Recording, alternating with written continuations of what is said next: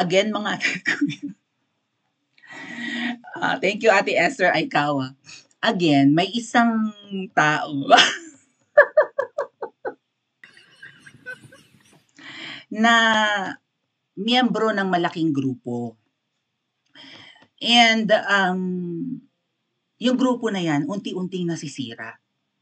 Hindi na sinamahan ng KOJC, right? Tapos marami naman yung mga grupo na yan, pero yung malaking grupo, nung hinawakan ng mga taga-NCR, nasira. Ang grupo na yan ay kalat all over the world. I'm not against that group. I love that group. Okay? Lalo na yung mga grupo na may mga sari-sariling grupo yan like sa New York, 'di ba, sa Paris, wherever, sa UK, ganan, sa Canada, marami, alam niyo yan. Love ko ang grupong yan. Nasira lang ang reputasyon ng grupong yan ng hinawakan ng mga taga-NCR. Okay? And marami silang mga milagro or something na kapag nasaling mo ay para marami silang sugat na tinatago na masaling mo umaaray. Parang marami silang sekreto na siguro may nasaling akong isang sugat kaya umaray-aray sila, sasampahan pa nga ako ng kaso. Ngayon, nararamdaman nila na may mga grupo na hiwalay sa kanila at hindi sila kasama pero gustong mag-organize ng malakihan talagang pagtitipon na isang bagsakan na lang. Hindi yung rally ng rally every month, rally ng rally every 2 weeks. Hanggang kailan? Gastos yan mga kuya. 'Di ba? O, magre-recruit ka ng mga tao umattend sa venue nyo. Magre-recruit ka ng mga spokespersons, 'di ba, yung aakyat sa entablado at magsasalita doon, magiging guest speakers, babayad ka sa sound system, 'di ba, sa lights and sounds, sa mga upuan at kung ano-ano pa, 'di ba, sa mga logistics, ganyan, magastos ang rally. Ngayon may isang grupo, actually hindi lang yan iisa, marami, na nagsasama-sama sila ngayon na gusto nila isang bagsakan na lang para masipa na yung adik na yan. Ang ginagawa ng taga-malaking grupo na yan, yung isang lalaking yan, actually baka marami sila, pero nakarating may nagchika sa aking taga-EDSA Friday group mga kuya na kinakausap daw niya yung iba't ibang grupo. Sabi ko nga may mga grupo, halimbawa lang natin grupo ng mga Muslim, grupo ng mga kababaihan, grupo ng mga singles for Christ halimbawa, kung meron pa niyan, grupo ng mga single parents, ganon, grupo ng mga taga-SQTR. Gets nyo? Kanya-kanyang grupo yan, di ba? Na galit na rin kay Kuting, galit na sa budol administration at gusto na nilang magtipon-tipon. Ang ginagawa ng taong ito na taga riyan sa malaking grupo, kaya nga sabi ko parang mata ni Pinya yan eh. Hindi ko dinedeclare na mata siya ni Pinya. Bakit siya ganyan? Pinoproject nila ang sarili nila na sila ay maka-Duterte pero sila ang sumisira sa mga Duterte. Kinausap niya yung mga grupo niya, tinatanong niya, kinakausap ba kayo nitong mga parang taga-EDSA Friday group or mga grupo na gustong niyayaya ba kayo ng mga kung sino mang yan papuntang EDSA at mag-rally? Ang tanong nung kinausap niya, bakit po? Sabi nung lalaking kamukha ni Liza Tanas, huwag kayong sumama at walang pera ang mga yan. So bakit? Kayo may pera kayo? Kapag sa inyo sumama yung mga grupong yun na against na kay Kuting, bibigyan nyo? May pera kayo. Ay, siguro may pera kayo kasi nga may panggastos kayo sa mga lights and sounds ng mga rally nyo. Diba? O ang EDSA Friday group, wala talagang pera yan. Ako na nagsasabi sa'yo, walang pera. Ako pa nga nanlilibre ng dinner nila. O, ay mamaya tatawag yan, mangungumusta ka. Or ako tatawag sa kanila, kukumustahin ko, dinner time na eh. No, mag-aalas 7 na. So, mamaya maghahapunan na yung mga yun. Alam nga magsipagpulasan na lang yun ng uwi ng walang laman ang tiyan. So usually mga tatkuya, akong sumasagot ng dinner nila. Yung mga sinesend nyo sa Gcash ko, parang may nagsend na nga. Thank you so much po sa 300,000. Ako simula na ng pagyaman ko. Sino yan? $300,000 agad-agad kay ate. Ate ba? Basta ang initial niya ay I, J at T sa kanyang pang-coffee na binigay. At sa mga nagsisend po sa akin para sa EDSA Friday group, thank you so much po. Really appreciate your help. So, wala talagang pera ang grupong yan. And, hindi sila yung nag-organize.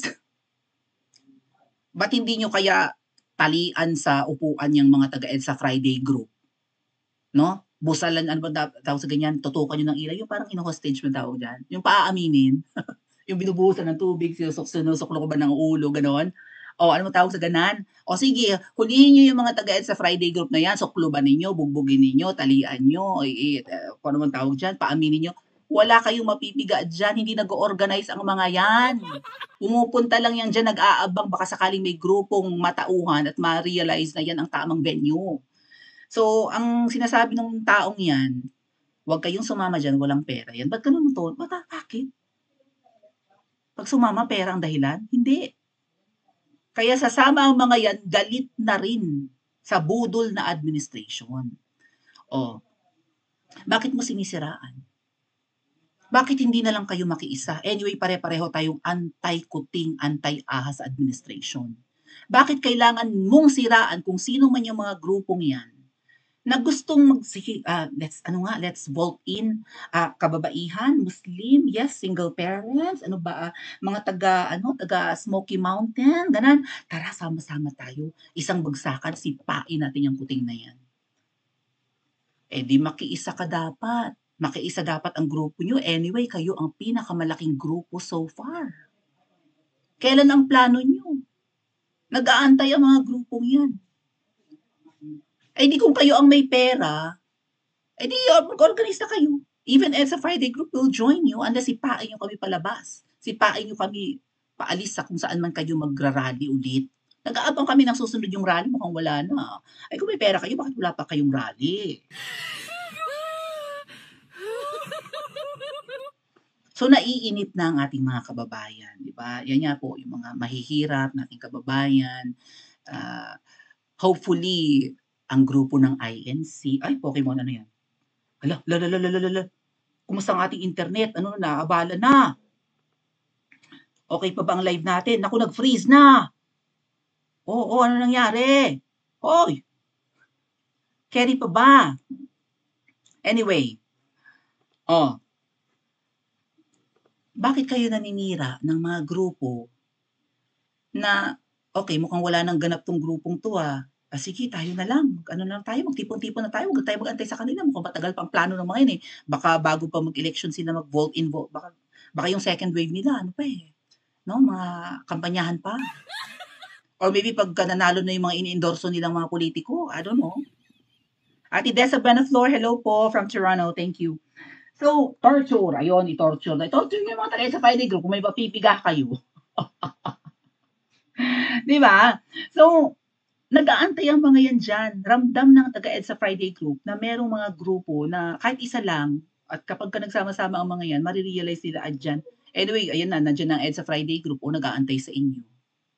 Naniniwala sila, even Sir Jonathan Morales, kita nyo si Attorney Trixie pumunta kanina. David, thank you so much for the $2. Na yan ang tamang venue. Hindi pupunta dyan si Attorney Trixie. Hindi magtatyaga dyan si Sir JM, Sir Jonathan Morales, PIDEA agent na nagpasabog sa PIDEA leaks. Hindi pupunta dyan si Spokes Harry Roque kung hindi yan ang tamang venue. Marami pang gustong pumunta dyan. Okay? May biglang susulpot dyan ako na nagsasabi sa inyo mga ate at kuya. So, kumusta naman yung grupo na ayaw sa EDSA? Hoy kayong grupo kayo na sumira sa napakalaking grupong yan or hindi nila siguro alam na sinisira nyo unti-unti. 'Di ba? Sinisiraan nyo, kapwa nyo anti-kuting ahas administration ng EFG. Yung mga tumatambay na yan sa EDSA, nag-aantay sa EDSA na yan every Friday. Kung tutuusin, katulad nyo rin yan kung talagang anti-Marcos kayo or anti-tamba kayo, anti-kuting, Liza Tanas. Parang iba ang galawan nyo So parang gusto nyo kayo ang bida. Ano ba sa tingin nyo mga tat kuya? Bakit sila ganun? Bakit kailangan nilang siraan ng ibang mga pro-Duterte groups, kahit na hindi pro-Duterte, basta anti-corrupt government groups? Bakit kailangan nilang siraan? Huwag kayong sumama dyan. Huwag kayong makiisa. Sa amin kayo makiisa, ganon? Sasabihin nyo? Huwag kayong makiisa sa mga yan. Walang pera ang mga yan. Sa amin kayo, ganon? Para kayo ang bida? Alam nyo, ako nagsasabi sa inyo, kayo, grupo mo, grupo nyo, lalaking kamukha ni Lisa. Kapag kami magtitipon, kahit sinong grupo, 'di ba? Kababayan nating mga Muslim, INC, Men in Uniform, kahit sino magtitipon-tipon. Kapag 'yan ang location at ang tamang location ay EDSA, baka magulat kami nandiyan din kayo. Pero for sure hindi kayo pupunta out of pride. Pero maybe pupunta kayo para kayo magbida-bida, para kayo ang mag-claim ng credit na kayo ang nag-organize ng malaking pagtitipon, pwede naman. Walang pakialam ang ibang grupong 'yan kung kayo ang magga-grab ng credits para kayo ang bida. Kung mapabagsak man ang puting administration ng mga malaking ng susunod na malaking pagtitipon at sasalihan niyo, welcome pa rin naman kayo. Hindi kayo para itsapwerahin. Hindi kasi traidor ang EDSA Friday Group katulad niyo eh. Okay? Bakit kayo apektado kung merong mga kumakausap sa iba't ibang grupo? Tara na, pumalpak yung September 21 eh. Akala namin yun na yun eh. Pumalpak, akala namin yun na ang people power eh. Inulan lang, binagyo lang, wala nangyari. Besides, ayaw naman talaga nilang sumugod. No? O tara na, ba't nyo kinokontra? O di sige, kayo na ang bida. Walang pakialam sa Friday Group kung gusto nyo kayo mag-credit grab. Hindi for the credits ang mga nandyan sa EDSA. O di kayo nasabihin nyo, kayo ang nagtagumpay na mapabagsak ang kuting na yan. At least mapabagsak man lang, di ba? O, mapabagsak lang, wala nang pakialam. Kasi kayo na mag-credit grab. For sure, susulpot kayo dyan. Welcome kayo. Pero sa inyong mga pagtitipon, baka pag umattend ng EDSA Friday Group, lalo na ako, baka mamaya, jombagin nyo ako dyan. Halimbawa, magliwasan ulit kayo, kasi favorite nyo yan eh, liwasan. Na hindi, dinided man lang kayo ng pulis, wapak yan. EDSA Friday Group po, wala pang 200 na miyembro nung, kailan ba yun, nung August? Batalyong pulis ang pinadala. Feeling ko mamatad kuya, wala pang 100. Nandun kasi ako, wala pang 100 ang umattend ng araw na yun. Pero ang mga pulis, ang lalaki ng sasakyan, parang naka-battle gear. Ang daing pulis, napanood nyo yan sa channel ko. Takot. Ha? Kita nyo, kakaunti lang kami. Takot ang kuting at ahas at even tamba na magtipon-tipon ang mga tao dyan. Pero kung magtitipon-tipon sa Luneta, sa Liwasan, sa Cebu, sa Davao, deadma ang gobyernong ito. Tapos yung malaking grupong yan puro kapalpakan at ewan ko kung anong pinagagagawa, bakit hindi pa rin sila nagtatagumpay at lagi sila nag-aaway-away at ang dami nilang kaaway. O, puro paninira ang ginagawa.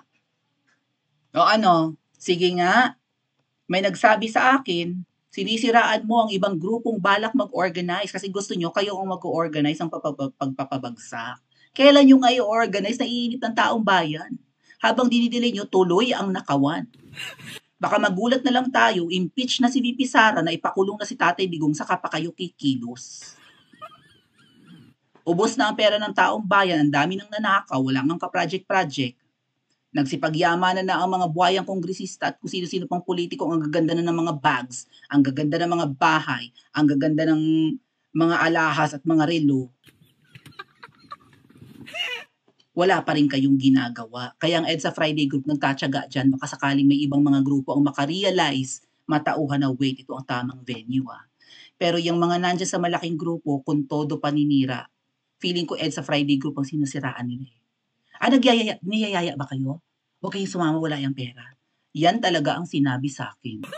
Sige nga, i-deny mo. Mag-comment ka sa comment section ng channel ko at mag-like at subscribe ka na rin.